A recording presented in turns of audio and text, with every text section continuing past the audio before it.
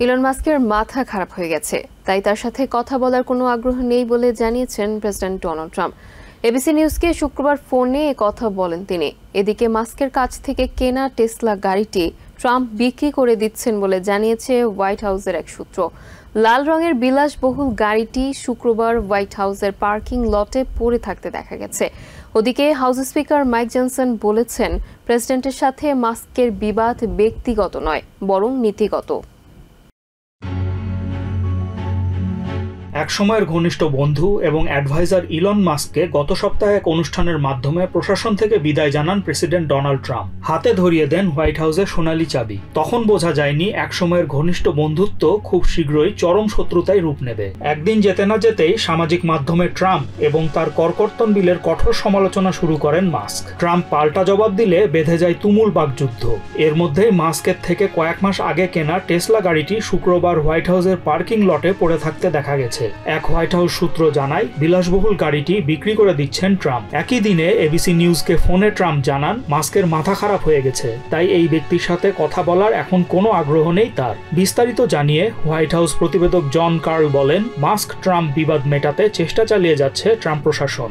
মাস্কের সাথে তর্কযুদ্ধ নিয়ে মন্তব্যে প্রেসিডেন্ট ট্রাম্প বৃহস্পতিবার সংবাদকর্মীদের বলেন, ইলেকট্রনিক মোটর গাড়িতে ফেডারেল ভর্তুকি বাতিল করার কারণেই খেপেছেন এই বিলিয়নেয়ার। ট্রাম্পের করকর্তন বিল দেশে মন্দা নিয়ে আসবে। এই প্রসঙ্গে হোয়াইট হাউস ইকোনমিক অ্যাডভাইজার্স কাউন্সিলের চেয়ার স্টিফেন মিরান ফক্স নিউজকে বলেন, দেশের অর্থনীতিকে স্থিতিশীল করতে কাজ করছেন প্রেসিডেন্ট, তাই মন্দা আসার কোনো সম্ভাবনা নেই। মাস্কের সহায়তা ছাড়া ট্রাম্প নির্বাচনে জিততে পারতেন না। এই অভিযোগের উত্তরে হাউস স্পিকার মাইক জনসন বলেন, মাস্কের অবদানকে কেউ অস্বীকার করছে না। প্রেসিডেন্টের সাথে মাস্কের প্রকাশ্য বিবাদ ব্যক্তিগত নয়, বরং নীতিগত বলে দাবি করেন জনসন। এদিকে দেশের অন্যতম ক্ষমতাশালী এই দুই ব্যক্তির প্রকাশ্যে বিরোধ সংবাদ ও সামাজিক মাধ্যমে এখন বিনোদনের খোরাক যোগাচ্ছে।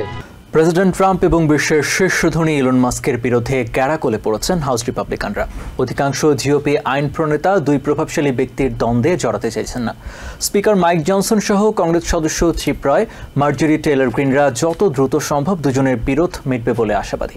অন্যদিকে জিওপি সেনেটররাও ট্রাম্প মাস্ক দ্বন্দ্বে বিপাকে, তারাও কোনো পক্ষ নিতে চাইছেন না। এদিকে রাজনৈতিক বিশ্লেষকরা বলছেন, দুই বিলিয়নিয়ারের সম্পর্কে টানাপোড়েন নিয়ে এখনই কিছু বলা যাচ্ছে না। তারা মনে করছেন যে কোনো সময় এতে নাটকীয় মোড় দেখা যেতে পারে। একদিকে বিশ্বের শীর্ষ ধনী, অন্যদিকে বিশ্বের সবচেয়ে ক্ষমতাধর ব্যক্তি। 21 শতকে বন্ধুত্বের এই রসায়ন ইতিহাস হয়ে থাকবে।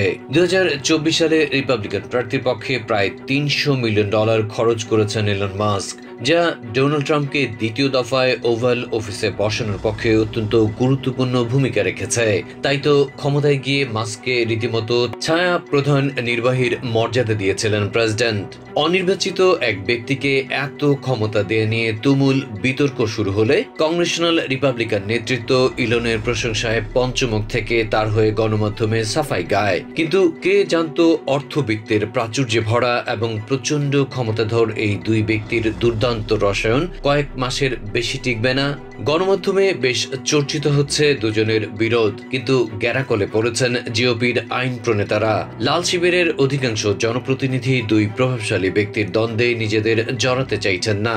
স্পিকার মাইক জনসন সহ কংগ্রেস সদস্য চিপ রয়, মার্জরি টেইলর গ্রিনরা যত দ্রুত সম্ভব দুজনের বিবাদ মিটবে বলেই আশাবাদী।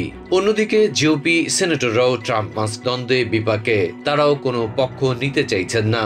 তবে তাদের কারো কারো উপমা বিতর্ক উস্কে দিতে পারে বলেই মনে করা হচ্ছে। অবশ্য ডেমোক্রেটিক আইন প্রণেতারা বলছেন, দুই প্রচন্ড ক্ষমতালোভী এবং স্বার্থপর ব্যবসায়ীর বিবাদ অবশ্যম্ভাবী ছিল। এদিকে রাজনৈতিক বিশ্লেষকরা বলছেন, দুই বিলিয়নারের সম্পর্কের টানাপোড়েন নিয়ে এখনই কিছু বলা যাচ্ছে না। তারা মনে করছেন যে কোনো সময় এতে নাটকীয় মোড় দেখা যেতে পারে। সেই সম্ভাবনার গুঞ্জনে শুক্রবার দিনভর সরব ছিল গণমাধ্যম। বলা হচ্ছিল, মতভেদ দূর করতে ট্রাম্প এবং মাস্ক ফোনে কথা বলতে পারেন।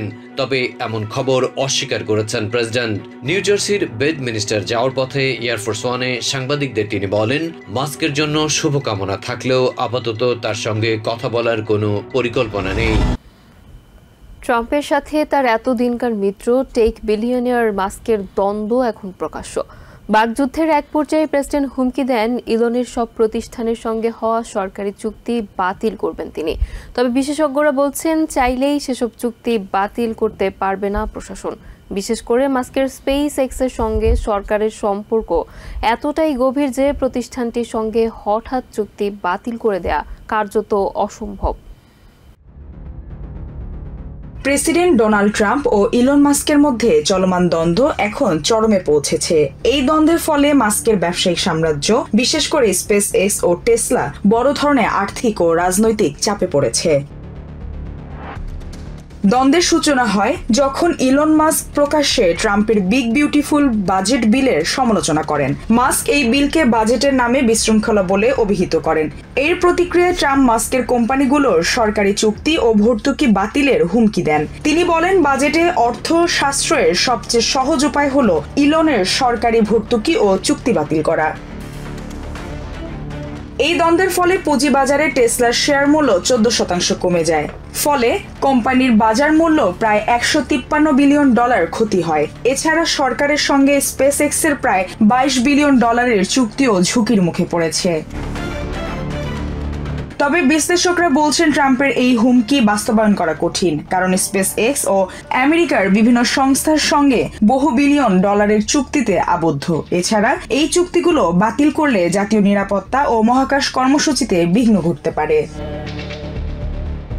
নিউ ইয়র্ক টাইমসের সাংবাদিক এরিক লিপটন বলেন, স্পেস এক্স ও স্টারলিংক দেশের জাতীয় নিরাপত্তা ও মহাকাশ কর্মসূচির গুরুত্বপূর্ণ অংশ। তিনি আরো বলেন, স্পেস এক্সের ড্রাগন ক্যাপসুল আন্তর্জাতিক মহাকাশ স্টেশনে নভোচারী পরিবহনে অপরিহার্য এবং স্টারলিংক সামরিক যোগাযোগে গুরুত্বপূর্ণ ভূমিকা পালন করে। ট্রাম্প মাস্কের দ্বন্দ্ব দেশের প্রযুক্তি ও মহাকাশ খাতে অনিশ্চয়তা সৃষ্টি করছে বলে মনে করেন বিশেষজ্ঞরা। বাণিজ্যিক অংশীদারদের উপর পাল্টা শুল্কারোপে ইলন মাস্কের অর্থনৈতিক মন্দার আশঙ্কা ভিত্তিহীন বলে দাবি করেছেন White House trade adviser Peter Navarro. শুক্রবার সংবাদকর্মীদের প্রশ্নের জবাবে কথা বলেন তিনি। প্রেসিডেন্ট ও তার সাবেক অ্যাডভাইজার মাস্কের বিবাদ নিয়ে মন্তব্য করতে নারাজ নাভারো। এদিকে হাউস মাইনরিটি লিডার হাকিম জেফ্রিজ বলেছেন, ট্রাম্পের জনবিরোধী বাজেট বিল সেনেটে আটকে দিতে লড়াই করবেন ডেমোক্র্যাটরা।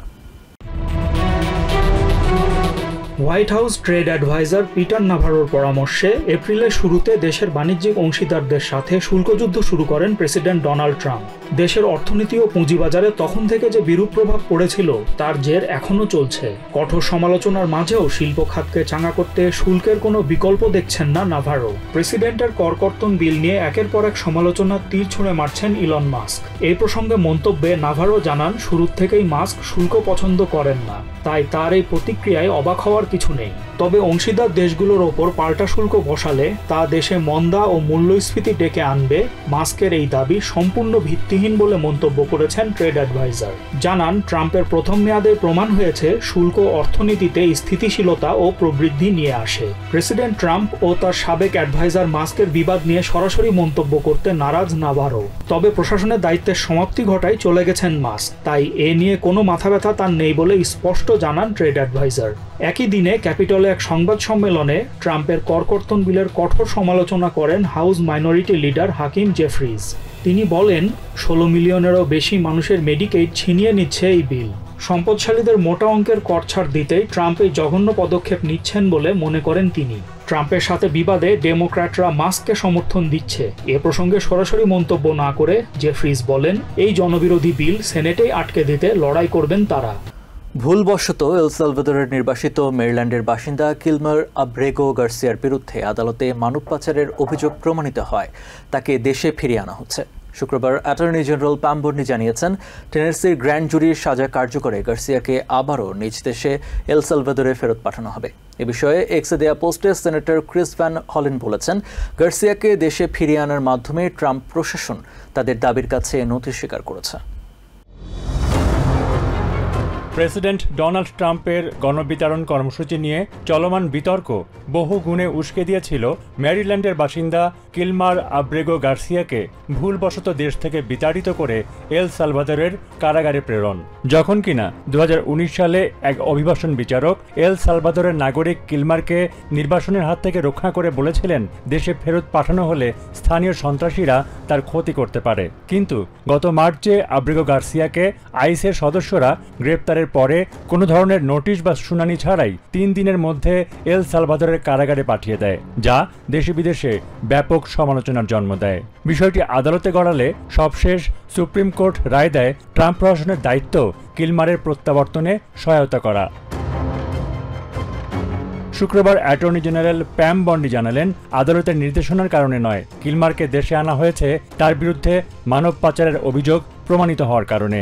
2022 সালে টেনেসির রাস্তায় পুলিশ আব্রেগোর গাড়ি থামালে সেখানে বেশ কয়েকজন অবৈধ অভিবাসীর খোঁজ পাওয়া যায়, যারা সবাই আব্রেগোর বাসার ঠিকানা ব্যবহার করছিল।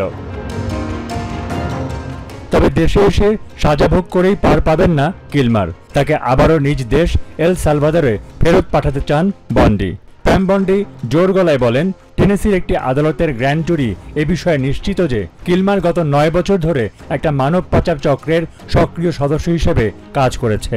আদালতের বরাত দিয়ে বন্ডি জানান, আব্রেগো গার্সিয়া কয়েক হাজার অপরাধীকে অবৈধভাবে দেশে প্রবেশের সুযোগ করে দিয়েছে। সে শিশু পাচারের সঙ্গেও জড়িত ছিল। বন্ডি দাবি করেন, আব্রেগো গার্সিয়া দেশের বিভিন্ন অংশে কয়েক দফায় অবৈধ অস্ত্র এবং মাদক সরবরাহ করেছে। আদালতে উত্থাপিত গার্সিয়ার অপরাধের বিস্তারিত তুলে ধরে বন্ডি বলেন, গার্সিয়া দেশের নিরাপত্তার জন্য একটা বড় হুমকি। এদিকে আব্রেগোর সঙ্গে সংহতি জানাতে এল সালভাদর ভ্রমণ করা সিনেটর ক্রিস হ্যান হলেন সামাজিক মাধ্যম এক্সে দেয়া এক পোস্টে বলেন, আব্রেগোকে দেশে ফিরিয়ে আনার মাধ্যমে ট্রাম্প প্রশাসন আদালতের রায় মানার বিষয়ে তাদের দাবির কাছে নতি স্বীকার করেছে। নিউ ইয়র্ক থেকে সম্প্রচারিত TVN 24 টেলিভিশন বিশ্বজুড়ে বাঙালির কণ্ঠস্বর।